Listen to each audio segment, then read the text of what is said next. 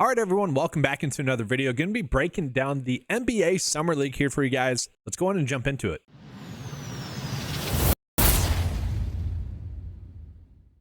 So I will be going about breaking this down in somewhat of a unique way using DraftKings for their DFS to just go game by game to give you guys that breakdown. And now what we will see is that the first game, and basically all the games are going to, game-wise, they're going to be projected to be about the same points-wise and total-wise. So we're not going to get that much out of that. So I just wanted to start with that. But some of the prop bets that we are going to be looking at today are going to be based off of these player specials as well as just giving the natural thoughts for it. But first, I do want to call out where we are getting some prop line differences. This one with Jet Howard is certainly interesting. We look at his line on PrizePicks. It is at 15, which, great. It's at 15. We can bet lower or more for that, which is awesome. But when we look at PrizePicks, they only had this set at him to get higher, which I do think is an interesting line. When we go ahead and kind of look at his profile, and we'll start with this first game, Orlando versus Cleveland, we're going to see that Jet Howard is someone last year in the Summer League, and this is why I like using this, because they have the NBA Summer League game log from last year in this one, so I think that's going to be fruitful for us to use. And the nice thing about the Magic is I think we can expect a lot of the same things from what we saw last preseason to be replicated this year as well. So we did see the starters last year for the Magic average around 25 to 30 minutes. So they were getting a healthy dosage of minutes. They were the ones that were getting the most minutes, whereas it wasn't spread out. Some teams will spread out the minutes. Howard is someone last preseason that averaged 29 minutes, and you guys can see 13.3 points. It's a little bit different in the G League where he averaged 32 minutes and 18.5 points.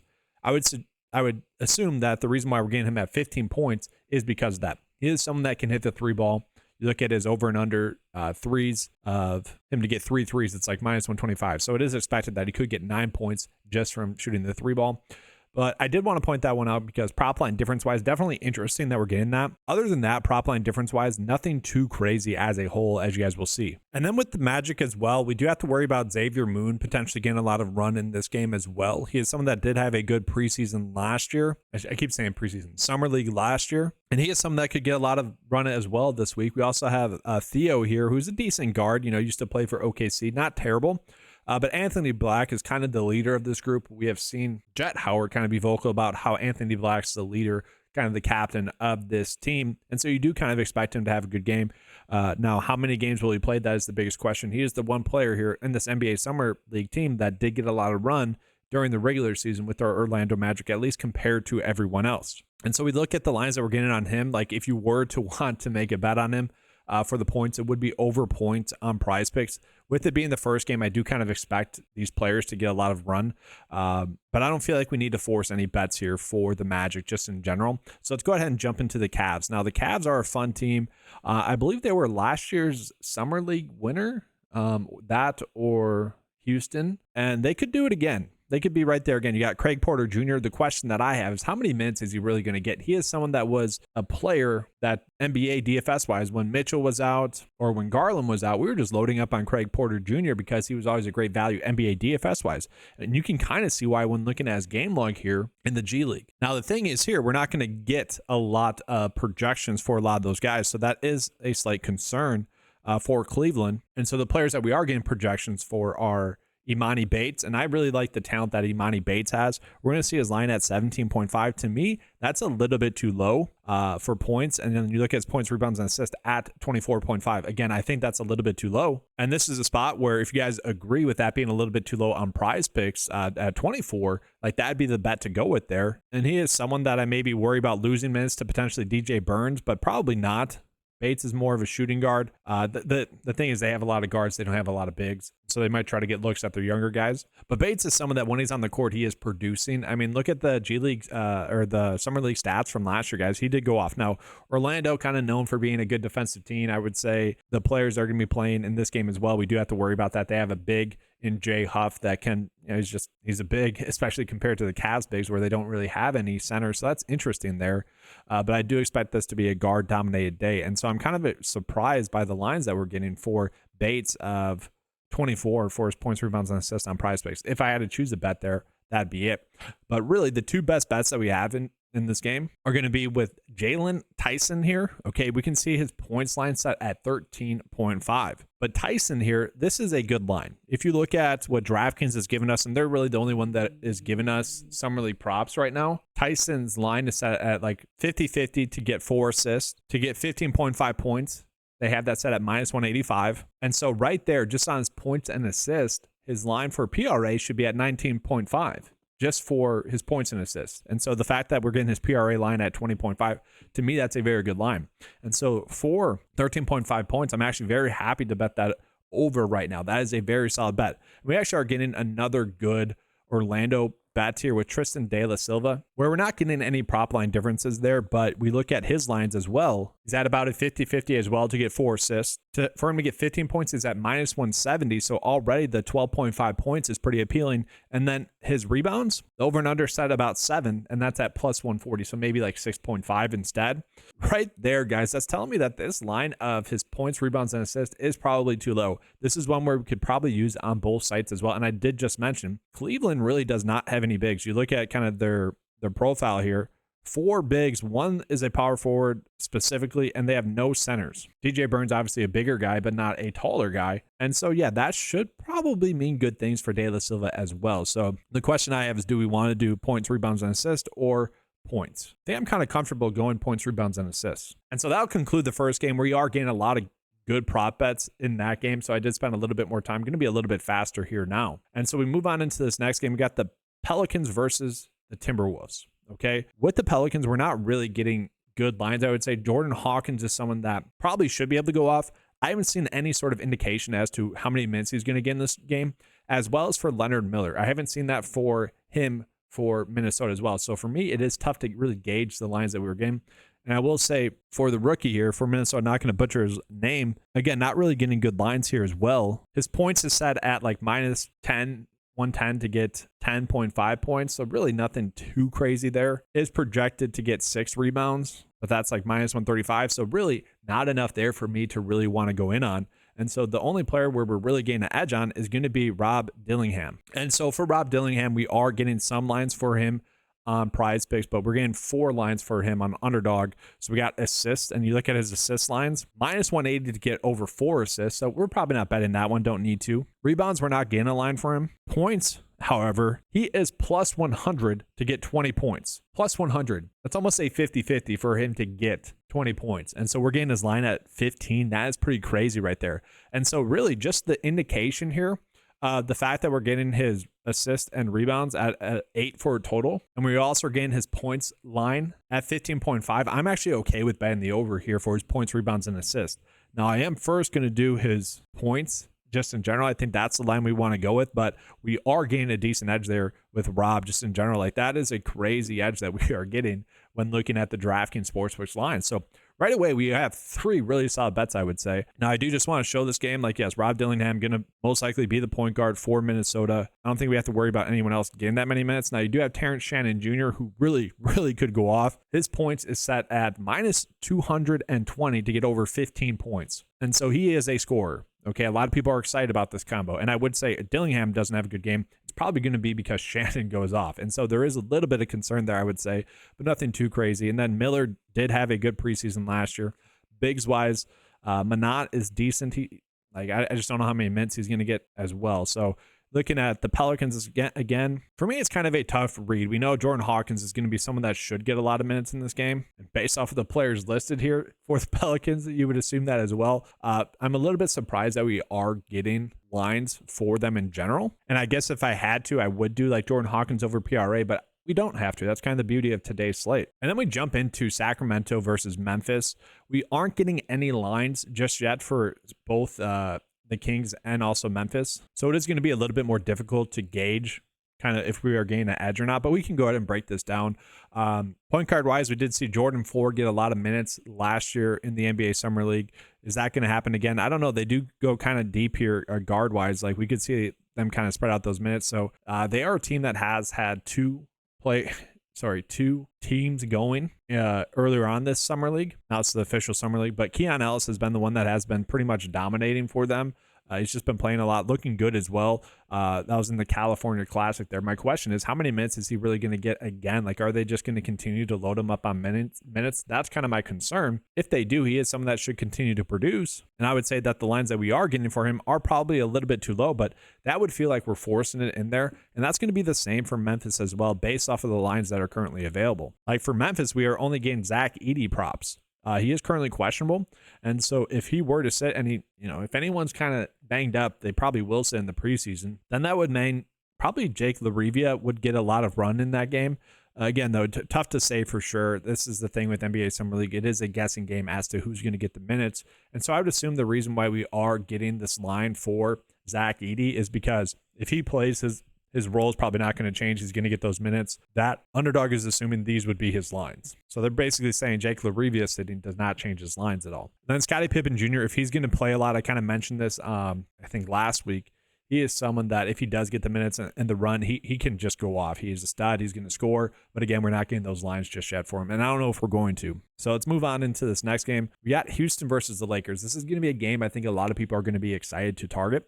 And so looking at it right now, we are getting Bronny James and Dalton Connect props, as well as Castleton. Castleton, we're not really getting an edge on prop-wise, and really Bronny James, we're not getting an edge on prop-wise as well. I don't feel the need to go in on those two at all. If you guys wanted to, we are getting a slight prop line difference between his points on PrizePicks and Underdog. That's about it for Bronny James. Then looking at Dalton Connect, again, not really getting, I would say, any edges there with him as well. His points is set at plus 130 to get 20 points. Really just depends on how he's shooting the basketball well. Finally had a good game last game, so I don't feel like the need to go in on him too much. On the flip side of this game, we are getting some better edges, I would say, in general here. And let's start with Reed Shepherd. So Shepherd, we are getting a slight prop line difference in his points. And I would say this line on Underdog is one that I really like, because you look at his DraftKings line, they have him at minus 140 to get 15 points. And so already that's a 2-point buffer that we have. Minus 140, that's obviously like a 54% likelihood for him to get that over. We like that there. For him to get over 4 assists, they have that set at minus 250. And so if he really does get 4 rebounds, his PRA also is going to look a little appealing there as well. But I will say the line that we're getting on him on Underdog is a little bit too appealing to pass up on. Now, I will say not nearly as good as these first 3 bets, and this would be probably the first bet I would take off if needed to. We're also going to see Cam Whitmore there. His lines are correct right now. Cam Whitmore is set, his points line is set at 20. And that's minus 120 for him to get over 20 points. Yeah, we don't need to do that. So unfortunately, we really have one good prop bet there with Reed Shepherd. Let's continue on into the next game. And I want to do Atlanta versus Washington next. So for Atlanta, we are getting some interesting lines, I will say. So for Alex Sarr, I think that's how you say his name, we're going to see that his rebounds are set at 8, and he's minus 120 to get over 8 rebounds. So kind of don't mind that. His points line, as we can see, is set at 15, but he's minus 210 to get over 15 points on DraftKings. And then his assist line is set at 4 plus 105 to get over 4 assists. And so the reason why I'm spelling it out like that is you take those lines, let's just say 3.5 assists. So put his rebounds and assist at 3 or 11.5. Then we just use this points line that we are getting as well. That would be at 24. So we are already gaining a slight edge there. And so I do think Alex Sarr to get over his points, rebounds, and assists of 23.5 is another solid bet that we are getting. And we have another good one for Atlanta here on the other side of the basketball, where we're not getting any big prop line differences at all. But again, you look at his points line. They have the line set at 15, but he's minus 140 to get over 15 points. DraftKings does. And the assist line is set at 4. Again, that's basically a 50-50. Now, I don't think we need to go crazy with this, but if you have his assist line set at 4 as a 50-50, and they're telling us he's going to get 5 rebounds. So not every player, just as an FYI, guys, on DraftKings today, not every player is going to have all the props. Like, not every player has a rebound line. Not every player has an assist line. Not every player has a points line. So we're kind of just taking our best guesses here, and that's why I'm breaking it down this way. But if you're telling me that he's going to get 9 rebounds and assists, and then his line is set at 13 for points, I like that a lot. I like that a lot. That's very solid. And so either this line is wrong for him, or Underdog and PrizePicks are kind of sleeping right now.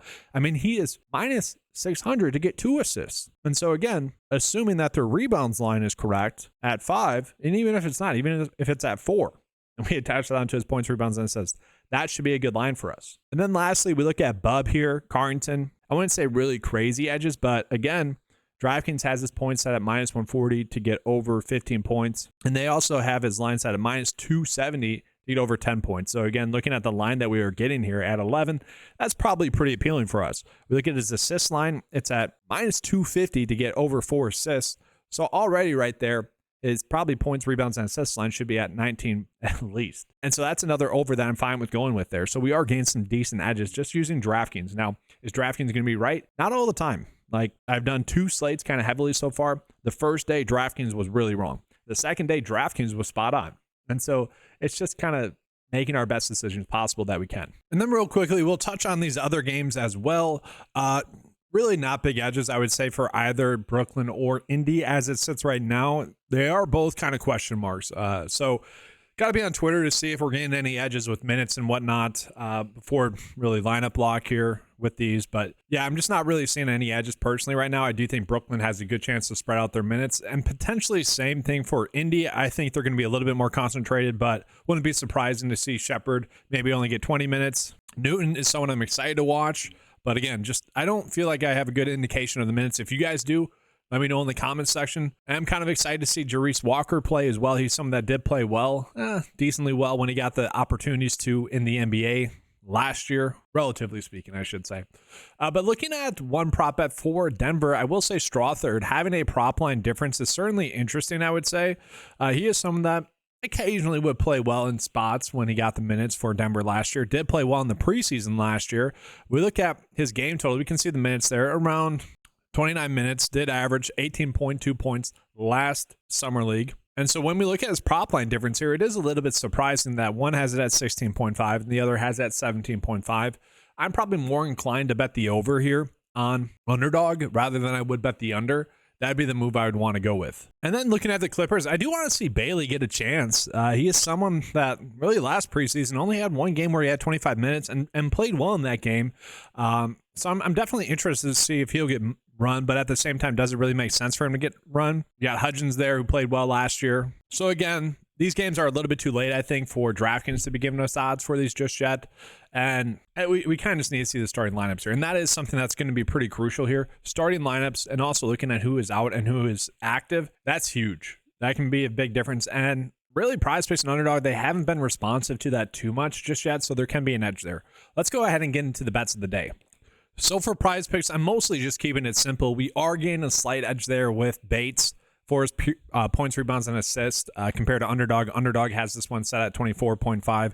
Again, just looking at what he did last year and kind of the player he is, we know he should be able to get this over. It's just whether or not he gets the minutes. That's probably the biggest question mark for him. And then when we look at DraftKings Sportsbook, these 3 prop bets that we are getting are the 3 best on the board. So again, Tyson's line on DraftKings is set at 15.5, and they're getting him minus 185. This would be basically like getting a taco. Now, I will say with DraftKings, with their lines, they're not giving us any unders, so we don't have a full assessment of the line. But we can make our best educated guesses and know that this is a pretty solid line that we're getting. And then from there, Rob Dillingham, this is clearly the best bet that we have on paper. Hopefully it hits. Dillingham's line is set at 20, and it's plus 100 for him to get over 20 points. So that tells us that at 15.5, he should be able to crush that. If you want to go with his points, rebounds, and assists, again, you can. And then De La Silva as well.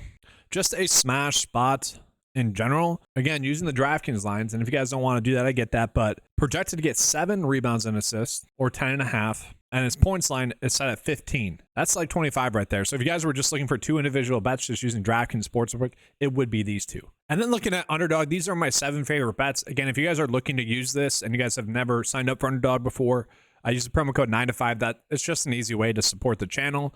Getting back into the bets, just talking about it. We already touched on these 3 prop bets right here, all solid bets. We got Reed Shepherd for over 13 points. Again, Vegas is really liking him to get 15 points. They have this line set at minus 140 for him to get over 15 points. PrizePicks has the line set at 13.5 as well, so a slight edge there. And then kind of doing a little bit of game stack here with Washington and Atlanta. Again, just looking at their points and assist lines, and really all 3 of these guys, they all have a good chance to get their overs just on their points and assists, based off of how DraftKings sees this. So either DraftKings is correct and we're going to get a massive edge, or DraftKings is wrong and we're going to have a bad day. I'm kind of okay accepting that, knowing that we are getting potentially some very big edges here. But that's going to be all for this video. If you guys enjoyed this, honestly, let me know. Give a like, give a comment as well. I'm excited to cover NBA DFS for Summer League and whatnot. It's fun. Gets me excited for NFL preseason as well, which is right around the corner. I love breaking down stuff like this. But thanks for watching. Good luck today. And as always, let's keep cashing.